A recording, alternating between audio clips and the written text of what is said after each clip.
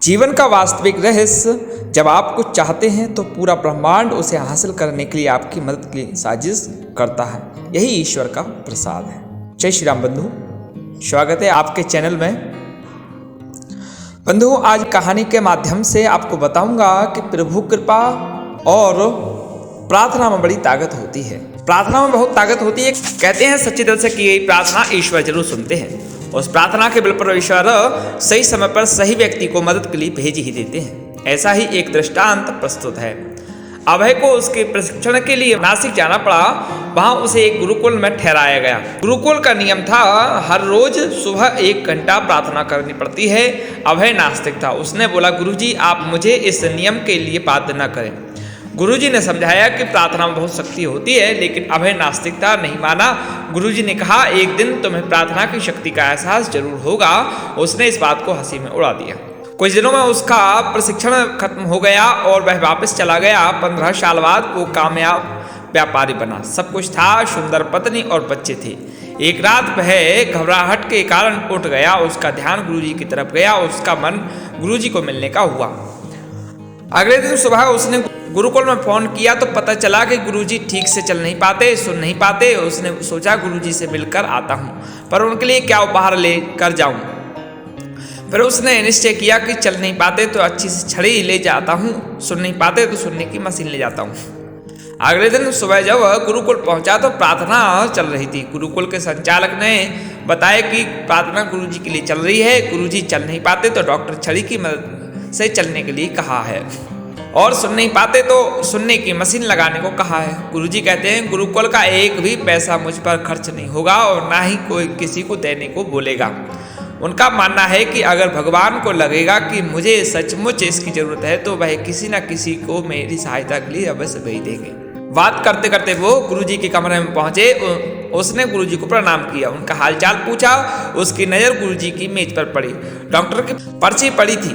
पर्ची पढ़ते ही उसकी आंखों से आंसू बहने लगे और गुरुजी की बात दिमाग में घूमने लगी। एक दिन तुम्हें प्रार्थना की शक्ति का एहसास जरूर होगा, क्योंकि जब गुरुकुल में पहले दिन प्रार्थना हुई तो मुझे गुरुजी का ध्यान आया। दूसरे दिन प्रार्थना हुई तो मैंने छड़ी और मशीन खरीदी। तीसरे दिन प्रार्थना हुई तो मैं यहाँ पहुँच गया। सबसे हैरानी की बात यह है कि वह उसी कंपनी की छड़ी और कान की मशीन लाया था जो डॉक्टर ने पर्ची पर लिखी थी। आज उसे सचमुच प्रार्थना की शक्ति का एहसास हो गया। इसी प्रकार एक और कहानी के माध्यम से आपको बताऊंगा कि प्रभु कृपा क्या है।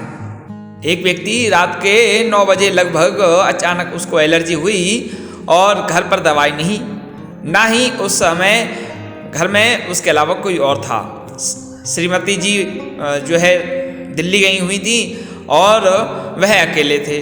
ड्राइवर मित्र भी अपने घर जा चुका था। बाहर हल्की बारिश की बूंदें सावन महीने के कारण बरस रही थीं। दवा की दुकान ज़्यादा दूर नहीं थी, पैदल भी जा सकता था, लेकिन बारिश की वजह से उसने रिक्शा लेना उचित समझा। बगल में राम मंदिर बन रहा था। एक रिक्शा वाला भगवान की प्रार्थना कर रहा था। उस व्यक्ति ने उससे पूछा, चलोगे? तो उसने सहमति में सर हिलाया और बैठ गए रिक्शा में। रिक्शा वाला काफी बीमार लग रहा था और उसकी आंखों में आंसू भी थे। उस बंदे ने पूछा, क्या हुआ भैया, रो क्यों रहे हो और तुम्हारी तबीयत भी ठीक नहीं लग रही? उसने बताया, बारिश की वजह से 3 दिन से सवारी नहीं मिली और भूखा है, बदन दर्द भी कर रहा है। अभी भगवान से प्रार्थना कर रहा था कि आज मुझे भोजन दे दो, मेरे रिक्शे के लिए सवारी भेज दो। बंदे ने कुछ बोले बिना रिक्शा रुकवा कर दवा की दुकान पर चला गया। वहां खड़े खड़े सोच रहा था, कहीं भगवान ने मुझे उसकी मदद के लिए नहीं भेजा, क्योंकि यदि यही एलर्जी आधे घंटे पहले उठती तो वह ड्राइवर से दवा मंगाता। रात को बाहर निकलने की कोई जरूरत भी नहीं थी और पानी न बरसता तो रिक्शे में भी न बैठता।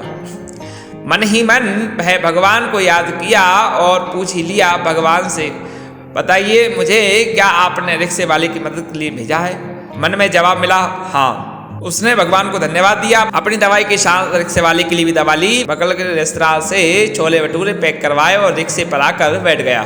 इस मंदिर के पास रिक्शा लिया था। वहीं पहुंचने पर उसने रिक्शा रोकने को कहा और उसके हाथ में रिक्शे के 30 रुपए दिए। गर्म छोले भटूरे का पैकेट और दवा देकर बोला, खाना खाकर यह दवा खा लेना, एक एक गोली ये दोनों अभी और एक कल सुबह नाश्ते के साथ। उसके बाद मुझे आकर फिर दिखा जाना।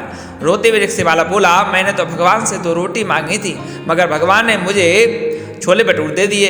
कई महीनों से इसे खाने की इच्छा थी, आज भगवान ने मेरी प्रार्थना सुन ली और जो मंदिर के पास उसका बंदा रहता था उसको मेरी मदद के लिए भेज दिया। कई बातें वह बोलता रहा और वह व्यक्ति स्तब्ध होकर सुनता रहा। घर आकर सोचा कि उस रेस्तरां में बहुत सारी चीज़ें थी, मैं कुछ और भी ले सकता था, समोसे या खाने की थाली, पर मैंने छोले भटूरे ही क्यों लिए? क्या सच में भगवान ने मुझे रात को अपने भक्ति की मदद के लिए ही भेजा था? हम जब किसी की मदद करने सही वक्त पर पहुंचते हैं तो इसका मतलब उस व्यक्ति की प्रार्थना भगवान ने सुन ली और हमें अपना प्रतिनिधि बनाकर उसकी मदद के लिए भेज दिया है। हे प्रभु, ऐसे ही सदा सभी को राह दिखाते रहो, यही आपसे प्रार्थना है। अगर आपको हमारी कहानी अच्छी लगी हो तो वीडियो को लाइक शेयर जरूर करें, हमारे चैनल को सब्सक्राइब करें। धन्यवाद।